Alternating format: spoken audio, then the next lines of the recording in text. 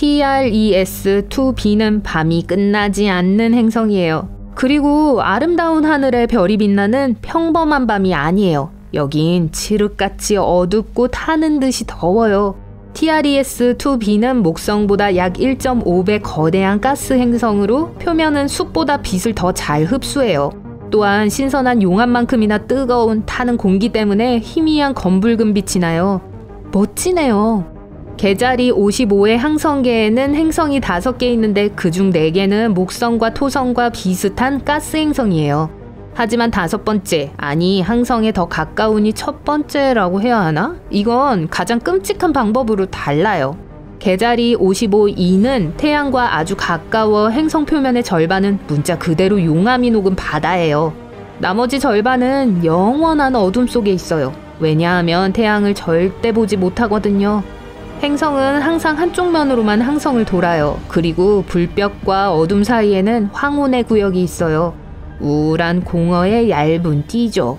HD 189733b는 이건 다시는 말 안 할 거예요.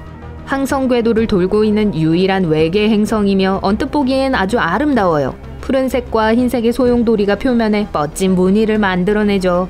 하지만 이 예쁜 색들은 사실 행성 대기 속에 굳은 규산염 입자에서 나오는데 그 뜻은 여기 유리비가 내린다는 걸 의미해요.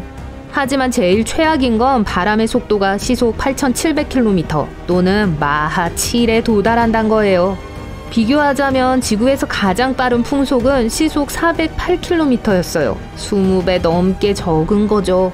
따라서 하늘에서 떨어지는 유리는 수평으로 초음속의 속도로 떨어지며 가는 길에 있는 모든 걸 잘게 찢어버리죠. 읽기도 어려운 다음 행성계는 이건데요. 외계 행성이 3개 있는데 모두 자신의 항성에 의해 서서히 파괴되고 있어요. 이게 일어나는 이유는 항성이 규칙적이지 않아서예요. 이건 폭발한 별에 빠르게 회전하는 중심 핵인 펄서예요. 초당 수천 번 회전하면서 여러 방향으로 강력한 전자기 펄스를 만들어내요. 그 결과 이 죽은 항성 주변을 도는 행성들이 천천히 먹혀가고 있고 결국 완전히 사라질 거예요. 케플러 70은 약 1800만 년 전에 적색 거성으로 폭발한 뜨거운 청색 외성이에요. 그 당시 적어도 2개의 행성이 궤도를 돌고 있었고 그중 더 가까운 행성은 목성과 비슷한 가스 행성이었어요. 이것의 이름은 케플러 70b였고 아직도 존재해요. 하지만 너무 커진 항성이 그걸 먹어치우고 이걸 맹렬하게 타는 바위 세상으로 바꾸었어요. 현재 지금까지 발견된 행성들 중 가장 뜨거운 행성 중 하나예요. 온도가 우리 태양의 표면보다 높아요. 항성 안에서 있으면서 살아남은 건 행운이었지만 지금은 증발하고 있고 가까운 미래에는 더 이상 존재하지 않을 거예요. 와스프 12b는 세상에서 가장 이상하고 슬픈 행성 중 하나예요.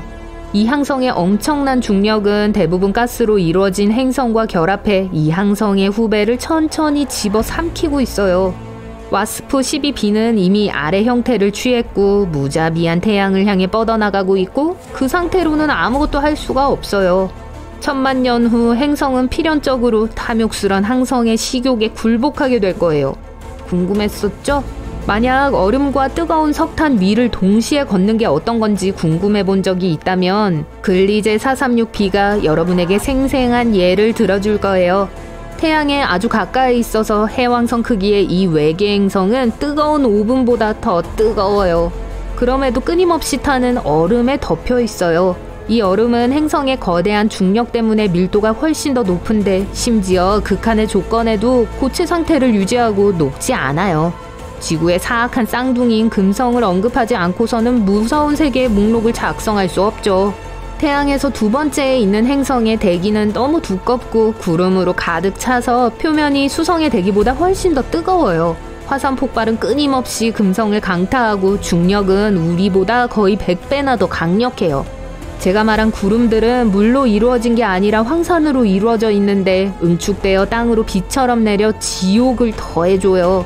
하지만 여러분이 이 구름을 통과할 만큼 충분히 용감하거나 또는 미쳤다고 해도 아마 그럴 수 없을 거예요. 그곳의 바람은 지구에서 가장 강력한 몇몇 허리케인만큼이나 강하거든요. 아주 긴 이름을 가진 아주 차가운 행성이 있어요. 비록 호스트 항성이 그리 멀리 있지 않지만 작고 차가운 적색 외성으로 빛과 열이 행성에 거의 도달하지 못해요. 그곳의 기온은 영하 223도까지 떨어지는데 절대 영도보다 미미하고 따뜻할 뿐이죠. 그래서 이 외계 행성은 어둡고 음침하고 절대 녹지 않는 영원한 얼음으로 덮여 있어요. 그럼에도 만약에 암석 핵이 있다면 열을 약간 발생시킬 수 있기 때문에 얼어붙은 표면 아래 깊은 곳에 알려지지 않은 외계 생명체가 도사리고 있을 수도 있어요. 태양계로부터 약 50광년 떨어진 곳에 위치한 디미디움은 많은 이유로 생명체에게 적대적인 행성이에요. 이것은 태양과 동주기 자전을 하는데 행성의 한쪽 면은 항상 항성을 향하고 있고 다른 쪽은 항상 반대를 향하고 있다는 뜻이에요. 뜨거운 쪽은 섭씨 980도 이상으로 가열되며 시속 1000km에 달하는 바람이 끊임없이 불고 있어요.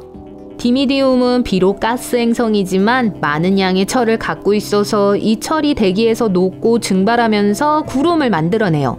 그리고 이게 식으면 녹은 철에 지옥 같은 비가 지표면에 떨어지죠. 산소는 보통 행성에 생명을 가져다 줄 수 있는 원소로 여겨지지만 오시리스의 경우엔 확실히 해당이 안 돼요.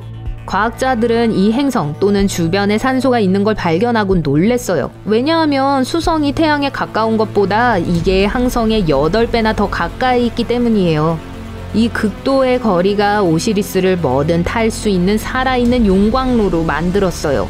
또 항성 주변을 도는 행성의 아주 짧은 궤도의 원인이 되기도 하죠. 오시리스에서의 1년은 지구에서는 단 3.5일이에요. 게다가 행성의 대기는 그 항성의 열에 의해 끊임없이 날아가고 녹아버려요. 코롯 엑소 3b는 이 목록에 있는 다른 행성들처럼 뜨겁지도 차갑지도 않지만 그 자체로 더 음침한 방식으로 무서워요. 목성과 비슷한 크기의 가스 행성이지만 밀도는 20배 더 높아요.